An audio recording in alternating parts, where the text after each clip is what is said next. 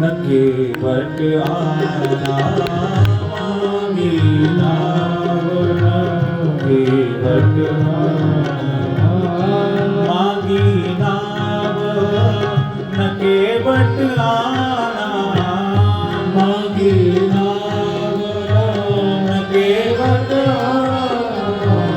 कहि कुमार मर्म मैं जाना कहि कुमार मर्म मैं जाना चरण कमल रज कह सब कोहि चरण कमल रज कह सब कोहि मानुष करनी मोरी कछु आई मानुष करनी मोर कछु आई। अब मन लगाकर सुनना केवट संवाद। जैसे श्रीमद् भागवत में सुदामा चरित्र बहुत मन से सुनते हैं। ये भक्तों के चरित्र हैं कि भगवान भक्त से कितना प्रसन्न रहते हैं। भगवान ने केवट से कहा, केवट हमें नाव में बिठाओ, उस पार कर दो। भगवान को देखते हुए भी अनदेखा कर रहा है। नाव की चप्पू को पकड़ के ऐसे बैठे। भगवान बोले, अरे भैया केवट, जरा नाव इधर लाओ, हमें बिठाकर उस पार कर दो, हमें पार जाना है। भगवान से कहता है कि मैं नाव में नहीं बिठाऊंगा। भगवान बोले, क्यों? हमने सुना है कि आपके चरणों की रज में कुछ ऐसा जादू है जिससे पत्थर स्त्री बन के उड़ जाता है, और पाहन तेरा काट कठिनाई। और पत्थर से तो लकड़ी बहुत कोमल होती है, उसमें भी जल में रह करके नाव अत्यंत कोमल हो गई है। सुना, यदि मेरी नाव स्त्री बनकर आकाश को उड़ गई, मेरा तो रोजगार ठप हो जाएगा। उड़ने वाली बात आप जानते होंगे, अहिल्या जी उड़ गई थी पत्थर से स्त्री बनकर, इसलिए कह रहा है। राम जी बता रहे हैं कि बेचारा बहुत भोला है। बोले, भैया ऐसी कोई बात नहीं है, ऐसा कुछ नहीं होगा, तुम हमारा भरोसा करो। केवट भगवान से कह रहा है, पत्थर से पैर लगाकर तुम नारी कर उसे उड़ाते हो, और ऐसा ही करने को स्वामी धोखे में मुझे फंसाते हो। ऐसा ही करने को स्वामी धोखे में मुझे फंसाते हो। पत्थर से पैर लगाकर तुम नारी कर उसे उड़ाते हो, ऐसा ही करने को स्वामी धोखे में मुझे फंसाते हो। ऐसा ही करने को स्वामी धोखे में मुझे फंसाते हो। मैं जान गया कि आप मुझे कहीं धोखे में न फंसा रहे हो। ये मानस की चौपाई नहीं थी, तो दोनों को मिलाकर थोड़ा बोलेंगे। भगवान बोले, भैया मैं सत्य बताता हूँ, भैया यहाँ बात ना कोई छल की है, बस हमें तो पार जाना है। बोला, बस एक शर्त है, पार उतार दूंगा। जो चरणों में रज है जिससे स्त्री बन जाती है, उसको धो लेने दो, और जब धो लूंगा तो आपको शायद ही पार उतार दूंगा। भगवान बोले, हम नहीं धोने देंगे। तो बोला, हम भी नहीं पार उतारेंगे। और दोनों में देखो कैसी जिद छिड़ गई। अच्छा, एक और बात कहता है, अगर पत्थर से स्त्री बन के आकाश को नहीं उड़ी, मैंने सुना था ऋषि पत्नी बनती है, और यहीं रह गई तो वो ऋषि की पत्नी हमारे साथ तो खाएगी पिएगी नहीं, पवित्रता वाली होगी, हमारा खर्चा और बढ़ जाएगा, उसको अलग से राशन पानी देना पड़ेगा। हाँ, पर वो एक बात समझ में आती है, यदि साधारण स्त्री बन गई ना, तो मेरी दो पत्नी हो जाएंगी, एक से घर का काम कराऊंगा, एक से जंगल से लकड़ियां कटवाऊंगा, तो मेरी रोजगार चलता रहेगा। लक्ष्मण जी इतनी बातों में गुस्सा होने लगे, तो मेरे भैया से मना कर रहा है। लक्ष्मण जी तो हैं उग्र स्वभाव के, लक्ष्मण जी आवेशमान है। और भगवान से वो कह रहा है, यही प्रतिपालऊ सब परिवारू, नहीं जानू कछु और कबारू। जो प्रभु पार अवस गाच हो, मोहि पद पदम पखारन कहो। यदि अवश्य ही पार जाना चाहते तो मुझे चरण धोने दो, तब पार जाने दूंगा। लक्ष्मण जी आंखें तरेड़ने लगे। केवट ने देख लिया और भगवान से कहने लगा, सुनो, पद कमल धोई चढ़ाई नाव, ननाथ उत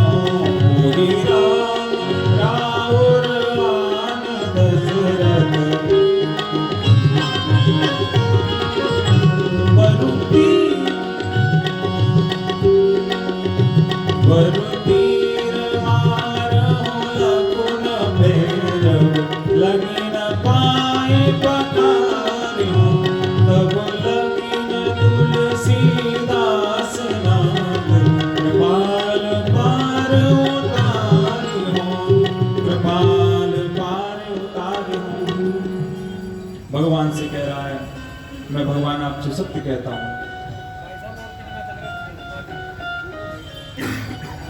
पद कमल धोई चढ़ाई लावन ना तो कराई चढ़े। मन लगाओ थोड़ा। मैं आपके चरण कमलों को धोने के बाद आपको पार उतारने में कोई उतराई नहीं लूंगा, क्योंकि जाति में कैसा लेते हैं, है ना? हम आप एक ही तो जाति के हैं। लक्ष्मण जी का गुस्सा और बढ़ गया, हमें अपनी जाति का बताता है।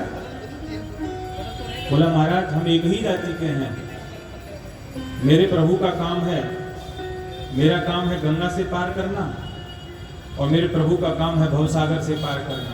आज ये मेरे द्वार आए हैं, मैं इनको पार किए देता हूं। जब मैं तुम्हारे द्वार आऊं तो तुम मुझे पार कर दो। और मैं सत्य कहता हूं, मुझे पता है तुम कुछ लाए तो हो नहीं, उतराई नहीं लूंगा मैं। महाराज दशरथ की सौगंध खाकर कहता हूं। इतना सुनकर लक्ष्मण जी ने अब क्रोध का ठिकाना न रहा, तर्कस से बाण निकाल लिया, धनुष को कंधे से उतारा, सरसंधान करके बोले अब मैं तुझे जीवित नहीं छोड़ूंगा। केवट डरा नहीं, केवट को भय नहीं लगा मृत्यु का।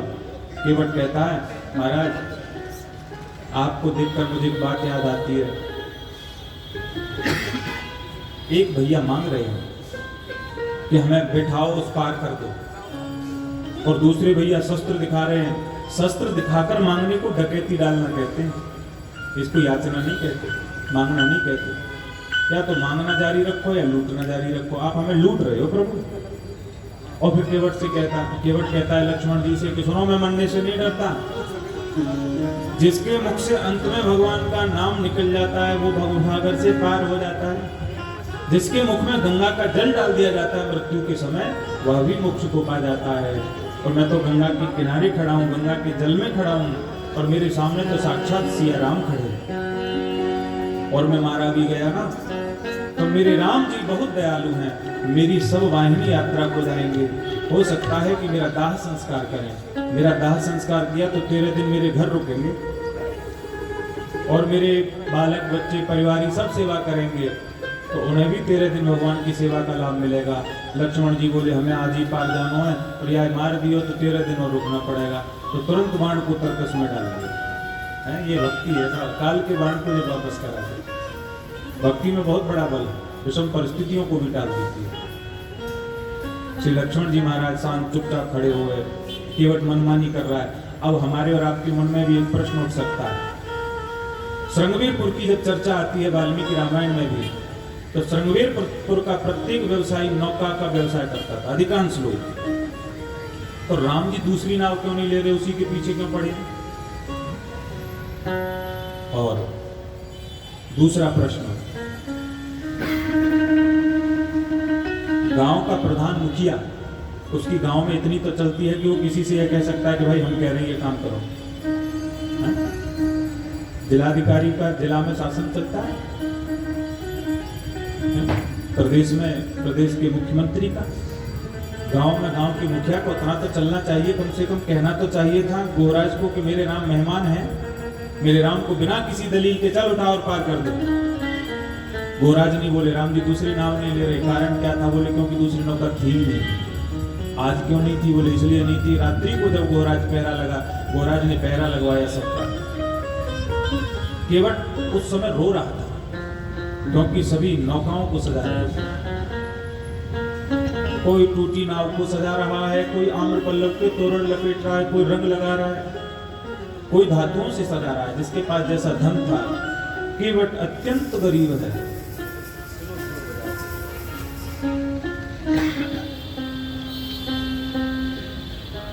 केवट रोने लगा। राम तो राजा के बेटा है, ये सब लोग अपनी नावों को बहुत सुंदर दिखा देंगे, और उन्हें तो अच्छे महल, अच्छे रथों में, अच्छे घोड़ों पर बैठने की आदि हैं, और वो सही नौका को देखकर कहीं उसमें चढ़ गए, मेरी नाव में नहीं बैठे।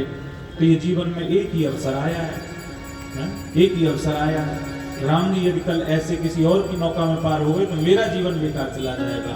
मेरे राम मेरी नौका में बैठे, मैं क्या करूं? हाय अब मैं तो बड़ा अभागा हूं, अवसर चूक जाऊंगा, अवसर चूक जाऊंगा, सोच सोच कर रोने लगे। केवट की पत्नी वहीं आ गई।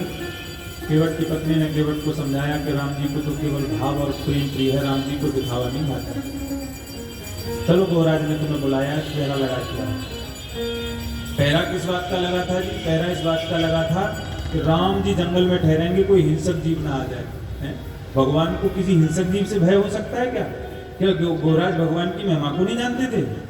बोले जानते थे, पहरा तो दिखावा था, बस राम जी को रात्रि में रोकने का प्रयोजन था।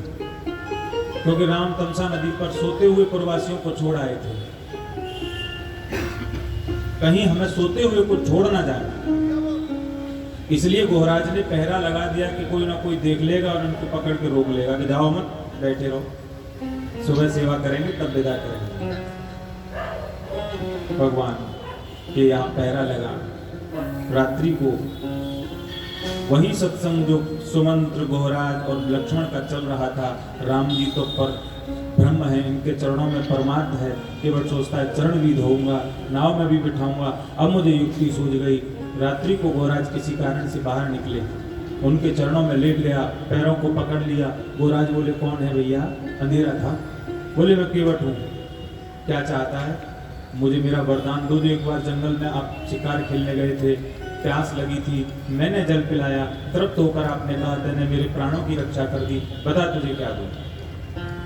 आपने कहा था कि एक वरदान दूंगा, आज मुझे मेरा वही वरदान दे दो। कल सूर्य उदय से सूर्य अस्त तक केवल मेरी ही नौका गंगा तट पर जाएगी, किसी और की नहीं जाएगी। गोहराज बोले ऐसा ही होगा, ठीक है, आज मैं बहुत प्रसन्न हूँ, मेरे राम मेहमान है, तू दो मांगेगा दो भी दूंगा। बोले नहीं एक ही चाहिए। तो यही कारण था कि केवट की नौका गंगा तट पर है, ना गोहराज कुछ कर सकते हैं, ना राम दूसरी नौका ले सकते हैं। केवट मनमानी कर रहा है, कह रहा है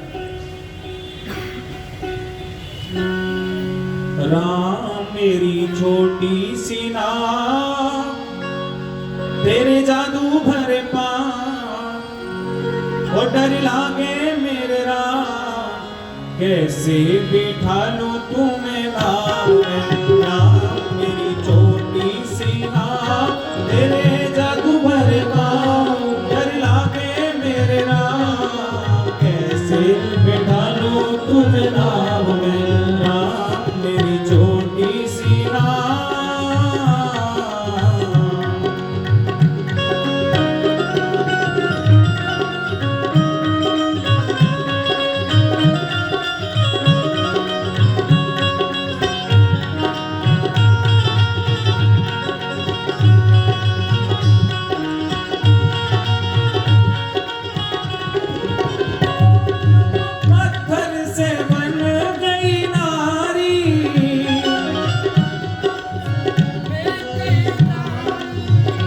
ये तो काठ की नौका हमारी, ये तो काठ की नौका हमारी, करूँ यही रोजगार, पालो सब परिवार, यही रोजगार, पालो सब परिवार। सुनो सुनो जी दाता, अरे मैं कैसे बिठा लूं तुम्हें नाम में। राम मेरी छोटी सी नाव, तेरे जादू भरे पाँव, डर लागे मोरे राम, कैसे बिठा लूं तुम्हें नाम में। राम मेरी छोटी सी नाव।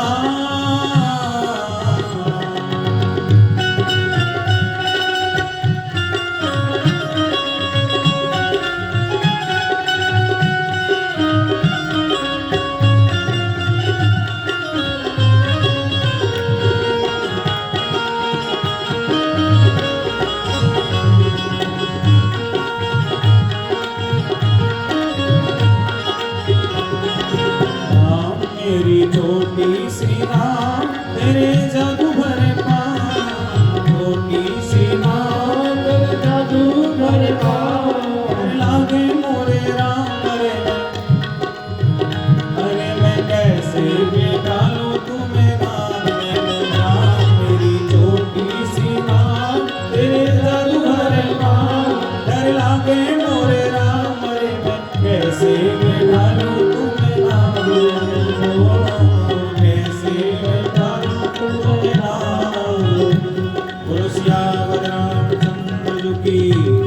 जय जय सीताराम। कह रहा है मैं कैसे बिठा लूं? तब भगवान से कह रहा है कि सुनो, नाव तो तुम्हें लेनी पड़ेगी, नाव तो तुम्हें लेनी पड़ेगी, कोई और नौका है नहीं और तुम पे तैरना आता नहीं। भगवान से कह, भगवान बोले, भगवान शांत बैठ खड़े हैं। माँ जानकी ने राम जी की ओर देखा, प्रभु तैरना नहीं आता। लक्ष्मण जी भी देखने लगे, भैया तैरना नहीं आता। केवट बोला, तो हमसे पूछो, ये केवल तारना जानते, तैरना जानते हैं। और ऐसा ही राम जी के हाथ से तो पत्थर भी छोड़े थे, वो भी डूब गए। भगवान तो केवल तारना जानते, वो उसका भाव है। और भगवान से यहां तक कह दिया, सुनो, वह देखो नाथ उधर देखो, वह देखो नाथ उधर देखो, उस ओर कमर तुम कर जाओ, वहां कमर तलक ही पानी है, झट पल्ली पार उतर जाओ। वहां केवल कमर तलक पानी, वहां से पार उतर जाओ। अब प्रश्न उठता है कि भगवान वहीं से चले जाते, तैरना नहीं आता था तो क्यों नहीं गए साहब वहां से? जब थोड़ा थोड़ा पानी उसने बता दिया, वहां से चले जाओ। क्योंकि माँ जानकी बोल उठी, माँ जानकी राम जी से निहोरा करते हुए कहती हैं, मैं कभी न बैठी नैया में, कीजय महाराज कृपा कीजय महाराज कृपा कीजय। मैं कभी न बैठी नैया में, कीजय महाराज कृपा कीजय महाराज कृपा कीजय। मन होगा महामुदित मेरा, नौका में आज बैठा दीजिए। मन होगा महामुदित मेरा, नौका में आज बैठा दीजिए। मैं कभी नौका में नहीं बैठी, आज मेरा मन बहुत प्रसन्न होगा, प्रभु मुझे नौका में बैठा। भगवान केवट की भी बातों को सुन रहे हैं और सुन केवट के बैन प्रेम लपेटे अटपटे, भेसे करना ऐन चितई जानकी लखन तक। भगवान को हंसी आगे, बोलो नारायण भगवान की। माँ जानकी कहती है, धन्य है रे केवट, तेरे कारण भगवान के चेहरे पर आज वनवास के बाद पहली बार प्रसन्नता और हंसी को देखा। अवध को छोड़कर माता पिता को दुख में देखकर भगवान की प्रसन्न नहीं हो पा रही थी। भगवान को हंसी क्यों आई? बोले सुन केवट की बैन प्रेम लपेटे अटपटे, बोले केवट को देखकर हंसी आई। ये वही केवट है लखन, लक्ष्मण को दिखा रहे, ये वही केवट है जो पहले कछुआ था। ऐसी भी कथा है, कछुआ नारायण के चरण छूने को क्षीर सागर में बार बार चढ़ता था, शेषनाग उपकार मारती थी, जो पहले शेष है वो अब लक्ष्मण है। बोले तुमने चरण नहीं छूने दिए, प्राण त्याग दिए। भगवान ने तभी कृपालु भगवान ने कहा कि चलो अंत में एक समय ऐसा आएगा कि तुम मनमानी करोगे और शेष अवतारी ये लक्ष्मण चुप रहे। तो दूसरा कारण बोले गोस्वामी तुलसीदास जी महाराज लिखते हैं, चितई जानकी लखन तुम दोनों को देखकर हंसे। सीता जी को देखकर क्यों हंस रहे? बोले देख लो, महाराज जनक नंदिनी माता सीता जी का विवाह राम जी के साथ किया। राम जी दिखा रहे हैं कि तुम्हारा विवाह किया, फिर भी मैंने दाहिने पैर का अंगूठा ही धोने दिया। एक हमारे यहाँ परंपरा है, जहाँ माता को दामाद को नारायण का स्वरूप मान करके पद प्रक्षालन किया जाता है, चरण धोए जाते हैं। तो भगवान ने उस रीति में, वो तो साक्षात नारायण है, केवल एक अंगूठा धोने दिया था। बोले केवल गंगा से पार करेगा और दोनों चरण धोएगा। देखो एक कारण कहते हैं संत, बोले नहीं, सीता जी और लक्ष्मण जी दोनों को ही देखकर हंसे। एक बार विवाह के बाद, ध्यान से सुनना, 2 मिनट का प्रसंग है। विवाह के बाद माँ जानकी आई महलों में। जो लक्ष्मण जी पहले राम जी की चरण सेवा करते थे, महलों में माँ जानकी साथ रहती, लक्ष्मण जी अपने महल में रहने लगे। एक दिन राम जी ने कहा कि तुम इतने दुबले, निराश, थके हुए, उदास कैसे दिखते हो? लक्ष्मण जी रोने लगे। भैया पहले मैं आपकी चरण सेवा करता था, आपके साथ रहता था, अब आपसे मैं दूर रहता हूँ, मुझे बहुत चिंता रहती है, मैं आपके चरणों की सेवा नहीं कर पाता। तो राम जी ने शीश पे हाथ फेरते हुए कहा, अरे लखन, तुम्हें रोका किसने है, तुम आ जाया करो। लक्ष्मण जी बोले, माता पिता एकांत में होते हैं तो मर्यादा नहीं कहती कि मैं आऊँ। तो राम जी बोले, काम करना, होली आने वाली है, होली पे भाभी देवर हमारे यहाँ होली खेलते हैं, भाभियां देवर को उपहार देती हैं, तुम उस उपहार में मेरे चरणों की सेवा मांग ले। लक्ष्मण जी सुनकर बड़े प्रसन्न हुए और हंसते हुए कहते हैं भैया जल्दी बुलाओ होली। भगवान बोले अरे होली तो समय से आएगी, होली आई। आपने ब्रज की होली तो बहुत सुनी होंगी, ये अवध की होली का प्रसंग है कि आज अवध में भी होली खेली गई। राम जी होली खेल रहे हैं, माँ जानकी होली खेल रहे हैं, कितना सुंदर दृश्य होगा। कौन के हाथ कनक पिचकारी, राम के हाथ कनक पिचकारी, सीता के हाथ कमोरी अरे रसिया, आज अवध में होली अरे रसिया। हमारे यहाँ एक विधान रहा है कि बालक जो है माता पिता के शीश और चेहरे पर नहीं चरणों में गुलाल लगाते हैं। और भाभी और देवर का संबंध जो होता है माता और पुत्र की तरह होता है। ये कुरीतियां कब से पनपी हैं हम नहीं जानते, लेकिन हम इसको अमर्यादा और कुरीति ही कहेंगे। एक साली का संबंध होता है? मर्यादा नहीं कहती, कुछ लोग कहते साली शोभनीय शब्द है पर व्यासपीठ से समझाने को शादी आदि घर वाली है, शोभा नहीं देती। ये कल्पना सोचिए, मन में सोचिए, पत्नी है अर्धांगिनी हुई और पत्नी की छोटी बहन जब उसकी बहन है तो हमारी बहनवत हुई कि नहीं हुई है? किसने बना दिया साहब ये संबंध? भाई की पत्नी, भाई बड़ा पिता के तुल्य होता है, भाई की पत्नी से मजाक करते हुए लोगों को देखा कि भाभी से तो मजाक चलती, क्यों चल जाएगी, माँ से कोई मजाक करता है? ये सब महाराज पता नहीं कब से चल गया, हमारा शास्त्र इसकी अनुमति नहीं देता, हमारा धर्म इसकी अनुमति नहीं देता, ये अमर्यादा है। तो भगवान ने खूब भाव से होली खेली और माँ जानकी ने जब लखन भैया के पास आकर के स्नेह से कहा, जैसे माँ बालक से कि मांगो तुम्हें क्या चाहिए। लक्ष्मण भैया ने, वो देखते नहीं थे माँ के चेहरे की ओर, नीचे निगाह झुकी है, बोले माँ हमें तो भगवान राम के चरणों की सेवा चाहिए। और रघुकुल की रीत है जो मांग लेने देना पड़ता है। सीता जी वहीं धड़ाम से गिर पड़ी, पृथ्वी पर गिर पड़ी, अचेत हो गई। ओ तुरंत मैया दौड़ी दौड़ी आई, कौशल्या मैया ने, क्यों नहीं तने क्या मांग लिया? सुमित्रा मैया, क्या मांगा है तुमने? तो छोटी से मन कोमल मन के लक्ष्मण जी आंखों में अश्रु भर लाए। पिताजी महाराज दशरथ आए, बोले क्या मांगा है तुमने? वैद्यों को बुलाया गया, उपचार कराया गया, सीता जी को होश नहीं आया। लक्ष्मण जी जाकर श्री राम जी से कहने लगे, भैया तो मूर्छित हो गई। राम जी ने भी उपहास कर दिया, बोले तने मांगा ही ऐसा है? लक्ष्मण जी रोने लगे, बोले तुम ना कहते तो मैं क्यों मांगता, तुमने ही तो कहा था। भगवान राम बोले जाओ उनके कानों में कह दो कि दाएं चरण की सेवा मेरी, बाएं चरण की सेवा आपकी। इतना सुन के सीता जी को होश आ गया। दोनों ही भगवान के चरणारविंद के अनुरागी और प्रेमी। बोलो सियावर रामचंद्र जी की। और एक मिनट भाव से गाँव में होली। आज अवध में होली है रे रसिया, आज अवध में होली है रे रसिया, होली है रे रसिया, बरलोरी है रे रसिया, होली है रे रसिया, बरलोरी है रे रसिया। आज अवध में होली है रे रसिया, आज अवध में होली है रे रसिया।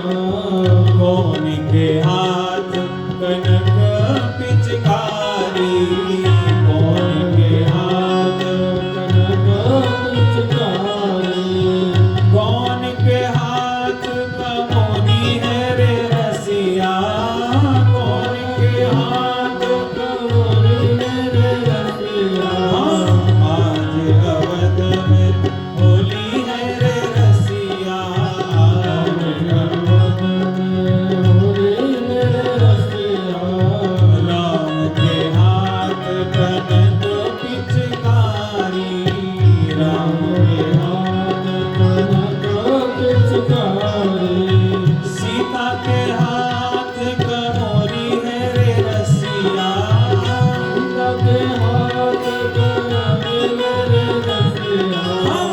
आज अवध में होली है रे रसिया, आज अवध में होली है रे रसिया। अवध की होली की जय जय सीताराम। तो यह सब भगवान के मुस्कुराने के, प्रसन्न होने के भाव। भगवान चितई जानकी लखन तब। कृपा सिंधु बोले मुस्काई, सोई कर जही तब ना बना जाए। कृपा सिंधु बोले मुस्काई, सोई कर जही तब ना बना जाई। वेग आन जल पाय पखारो, वेग आन जल पाय पखारो। हो तू विलंब उतारहि पारो, हो तू विलंब उतारहि पारो। वेग आन जल पाय पखारो, वेग आन जल पाय पखारो।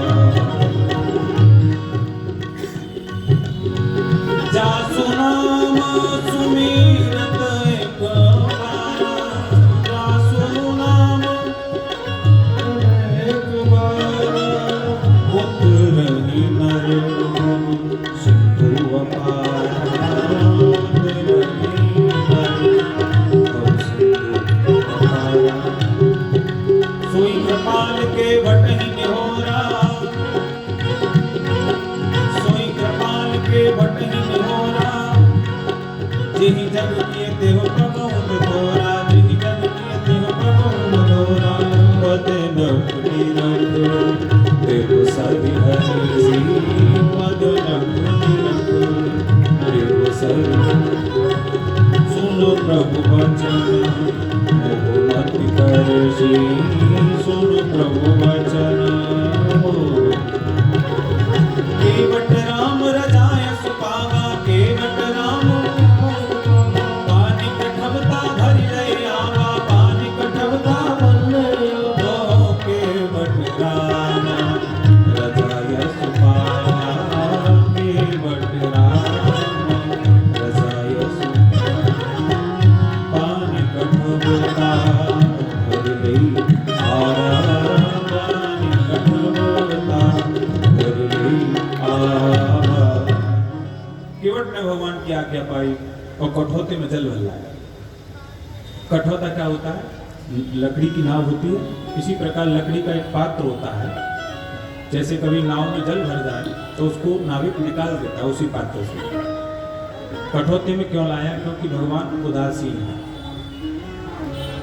तापस वेश में है। तपस्वी धातु का स्पर्श नहीं करते, उदासीन होते हैं। इसलिए धातु का नहीं लाया, लकड़ी का लाया। और दूसरी बात, उसके पास में वही था तो उसने ले लिया। तीसरा कार्य, केवट बहुत चतुर है। धातु में आप स्टील, तांबा आदि का बर्तन हो, अभी आपने उसमें दूध डाला और दूध को पलट कर एक बार ऐसे पानी से धो करके पानी डालो तो उसमें दूध रहेगा? पहले नहीं रहेगा, क्योंकि पानी उसको धो देगा। लकड़ी हो, जल में डूबी हुई हो, उसमें छिद्र खुल जाते हैं। उसमें आप दूध डाल देना, कितना भी धोना वो उसके अंदर घुस जाएगा। इसी प्रकार लकड़ी में लेकर आया कि भगवान के चरणामृत इसमें समा जाए। कई कारण से वो कठौता लाया। और एक और भी बात है कि कुएं से, कूप से जल लाया। गंगा जी का जल नहीं दिया। क्या वो गंगा की महिमा नहीं जानता था? बोले तो चरणों से निकली है। ये हमारे सनातन धर्म में, हमारी संस्कृति में एक विशेष बात है। यदि आप किसी का भला करोगे तो भगवान आपका भी भला करेंगे। देखो, धर्म में भक्ति का नियम है, आप दूसरों का भला सोचना, सारे जगत में भगवान का दर्शन करना। ये विकसित दृष्टि से चल रहा है कि मैं साधारण जल को भगवान के चरणों से लगा दूं, इसका भी कल्याण होगा। लाया भगवान का एक चरण अपने हाथ में पकड़ा। राम जी खड़े, जरा कल्पना करें इस दृश्य की। राम जी खड़े, एक चरण हाथ में है, एक भगवान का नीचे है। धोना शुरू कर दिया, रगड़ना शुरू कर दिया। माँ जब छोटे बालक को कपड़े पहनाती है, नीचे से लेकर पहनावे तो क्या होता है? बालक माँ के सिर को पकड़ लेता है। और राम जी सीधे खड़े हैं, पकड़ता क्यों? बालक कहीं गिर ना जाए। राम जी सीधे खड़े, राम जी हिलने लगे। राम जी हिले तो कहते हैं गिरा के छोड़ोगे? वाह प्रभु, जिनके नाम मात्र से सृष्टि टिकी हुई है उनको गिरने का डर लग रहा है। केवट कहता है फिर भी सुनो, गिरने का भय है, थोड़ा सा झुक जाओ और मेरे सिर पे हाथ रख लो। ये बात लक्ष्मण जी को बहुत अच्छी लगी। हाँ भैया ऐसा ही करो, इसके सिर पे हाथ रख दो, दुष्ट की बुद्धि सुधर जाएगी, जल्दी पार उतार देगा। और भगवान ने तुरंत झुक करके सिर पे हाथ रख दिया। भगवान शिव भी वहां सराहना कर रहे हैं भाग्य की कि जब हनुमान जी सीता जी की सुध लेकर आए तब का प्रसन्न है। तो हनुमान जी के सिर पे भगवान ने, राम जी ने ऐसे हाथ घुमाए, स्नेह किया, प्यार किया कि तुम सीता जी की सुध लेकर आए हो। तो हनुमान जी रुद्रावतार है, शिव जी का अवतार। तो शिव जी को वहाँ ऐसा एहसास हो रहा है, आपने रामायण देखी उसमें भी देखा होगा कि शिव जी देख रहे हैं कि मेरे ऊपर राम जी का हाथ घूम रहा है। इनके हाथ को पाने को, इनके चरणों की सेवा पाने को है क्या क्या प्रयत्न किए जाते हैं। ये चरण भी धो रहा है, हाथ भी सिर पे रखा है, ये सब भक्ति का प्रभाव है साहब। भगवान ने हाथ रख दिया, अब तो रगड़ रगड़ के धो रहा है, जब तक मन का भाव संतुष्ट नहीं हो रहा। चरण धोए, लक्ष्मण जी को लगा पार उतार देगा, पर इसने सबसे कहा लगो लाइन में लग जाओ सब लोग लाइन में लग गए। और भगवान का जो कठौती में चरणामृत उसने बना दिया है और सबको थोड़ा थोड़ा बांटने को तैयार हो गया। पहले भगवान से कहा पितृ तर्पण के मंत्र तो आते होंगे, गुरुकुल गए थे, बोले आते हैं, बोले बोलो मैं पितरों का तर्पण करूंगा। भगवान ने लक्ष्मण जी से ही मंत्र बुलवाए, लक्ष्मण जी हो तो गुस्सा रहे थे, बोले तो प्रभु की आज्ञा करना पड़ेगा। पितृ तर्पण के मंत्र बोले, पितरों को तृप्त किया और सबको प्रसाद बांटने लगा। माँ जानकी ने कहा भैया लाइन में हम भी लग लें, प्रसाद ले लें। बड़ा दुर्लभ है भगवान का चरणोदक चरणामृत। लक्ष्मण जी गुस्से में तो थे, बोले हम नहीं लेंगे, हैं गुस्से में हम नहीं लेंगे। माँ जानकी बोली क्यों? बोले हम क्षत्रिय हैं, हम लाइन में नहीं लगेंगे। अब देखो रही सही कसर माता जी ने बिठा दी। बोली वाह रे वाह क्षत्रिय, एक भैया नाव की याचना कर रहे हैं, दूसरा प्रसाद लेने में क्षत्रिय बनना।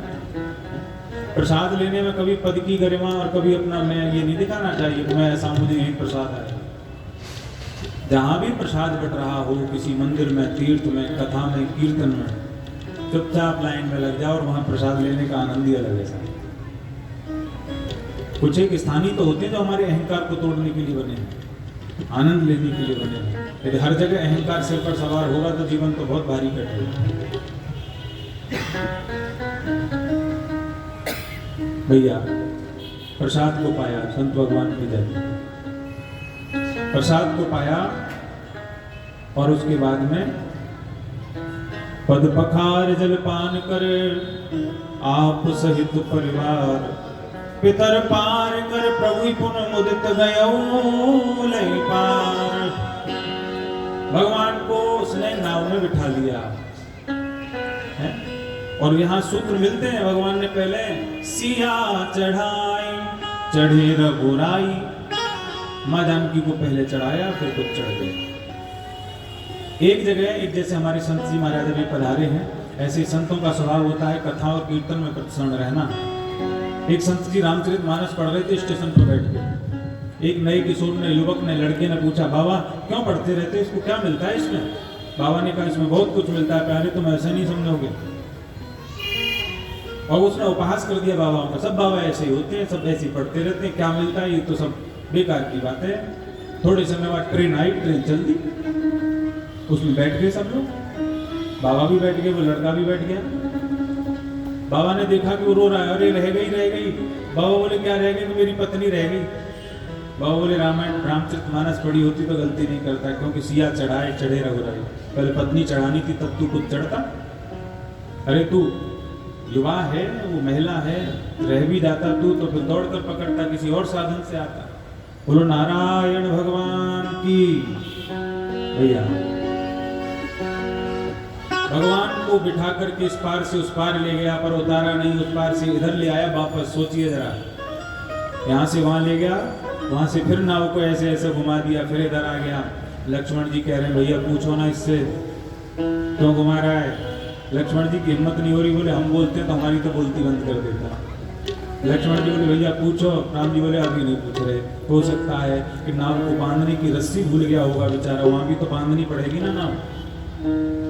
फिर इधर आया, इधर से कुछ नहीं लिया, उधर चला गया। उधर गया, लक्ष्मण जी सोच रहे हैं अब उतार देगा, फिर इधर आ गया।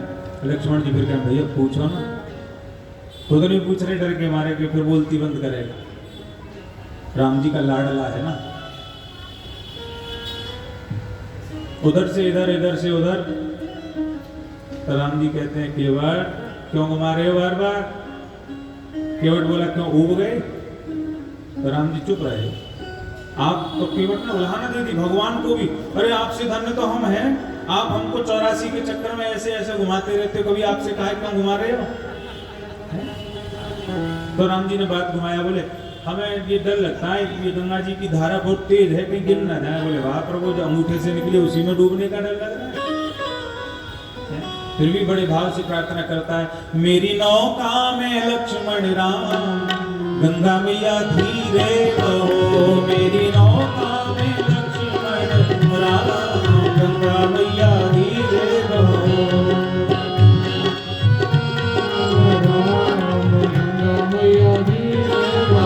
मेरी नौका में लक्ष्मण राम, गंगा मैया धीरे बहो। मेरी नौका में लक्ष्मण राम, गंगा मैया धीरे बहो। बोलो नारायण भगवान की। भगवान को उस पार से उस पार उतार दिया। केवट उतर दंडवत कीना, प्रभु ही सकुच ही नहीं कछु दीना।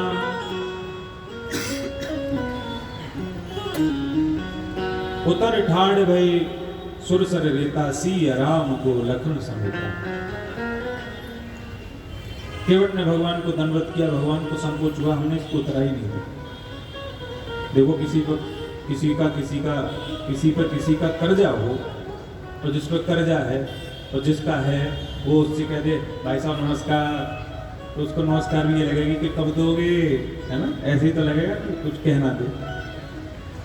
उसने भगवान से कहा अच्छा प्रभु प्रणाम। भगवान बोले इशारा कर रहा है कि देना होगा।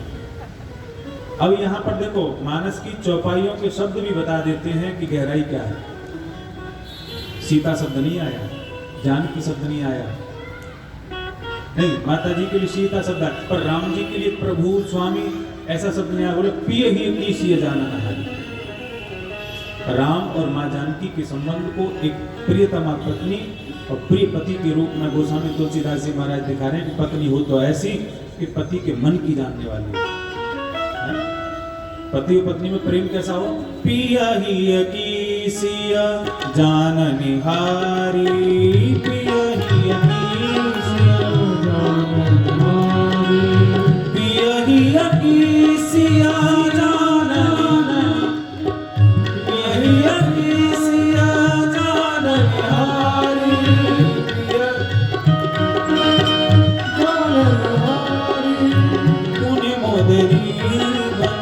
मुदित उतारी मन, मुदरी मन मुदित उतारी। भगवान के प्रिय के हे की जानने वाली सीता जी ने मुद्रा का उतार करके दी, प्रभु ये दे दो। भगवान ने दी तो केवट ने भी भाव से कह दिया, नाथ आज मैं कहा न पावा, मिटे दोष दुख दारिद्र दावा। बहुत काल में कीन मजूरी, आज दीन विधि बलि भूरी। फिरती बार वो ही जो देवा, सो प्रसाद में सिर धर लेगा। यहाँ भी केवट की चतुराई है कि फिरती बार देने के बहाने तो आना पड़ेगा।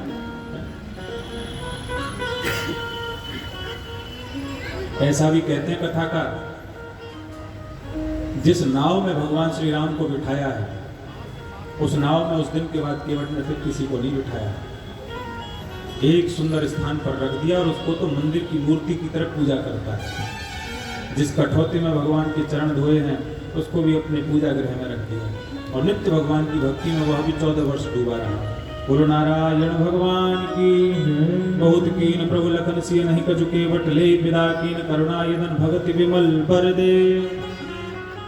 जिस भक्ति की लोग चाह करते हैं, भगवान ने वो भक्ति केवट को दे दी। भक्ति मिलना आसान बात नहीं है, हम भक्ति के स्वरूप को नहीं समझ पा रहे।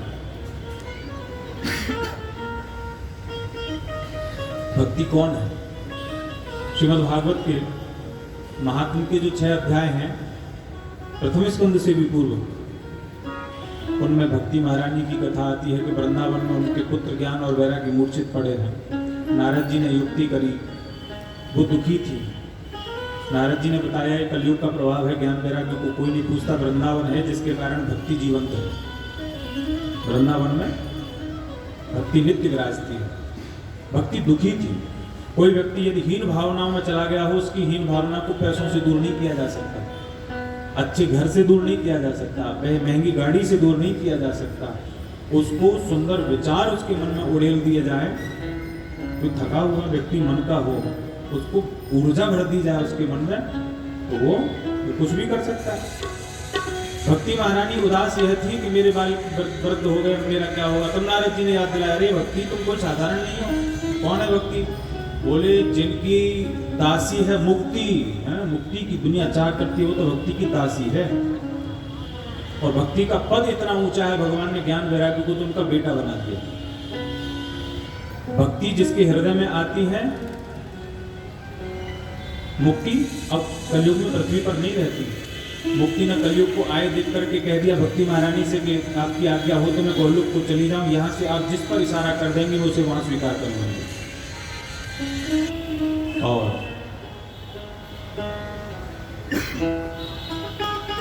तब श्री नारद जी ने समझाया कि तुम्हारे तो किसी नीच व्यक्ति के हृदय के मन में भी तुम पहुंच जाओ, है ना। कोई नीच व्यक्ति हो जिसने सदैव पाप किया, उसके मन में भी यदि तुम क्षण भर में आ जाओ तो वो भगवान को बहुत प्यारा हो जाता है। भगवान उसके यहाँ भी बिना बुलाए चले जाते। ये भक्ति की महिमा। ऐसी भक्ति भक्त केवट को मिली। भरत जी तो खुद चाहते हैं। जब राम जी को लेने गए तो कहा था कि अर्थ न धर्म न काम रति गति न चहो निर्वाण, जन्म जन्म रति राम पद, यह वरदान है। मुझे अर्थ धर्म काम मुक्त दुनिया की कोई संपत्ति नहीं चाहिए, मुझे तो मेरे राम जी के चरणारविंद में प्रेम चाहिए। बोलो राजा रामचंद्र जी की जय। जय सीताराम।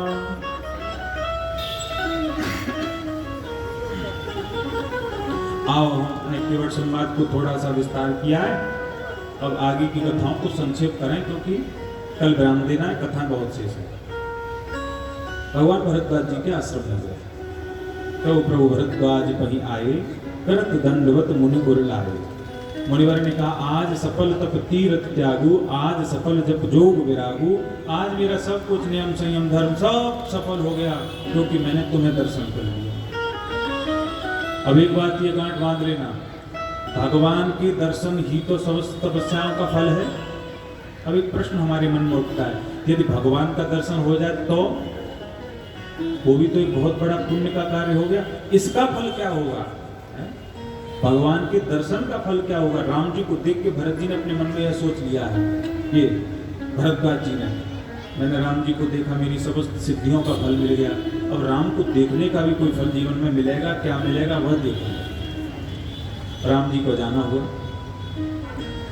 भरद्वाज जी से मार्ग पूछा। भरद्वाज जी ने 4 शिष्यों को भेज करके मार्ग प्रदर्शित कराया।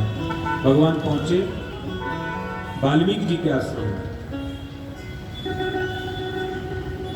और वाल्मीकि ऋषि ने भगवान को रहने का स्थान बताया। भगवान ने पूछा, भगवान ने कहा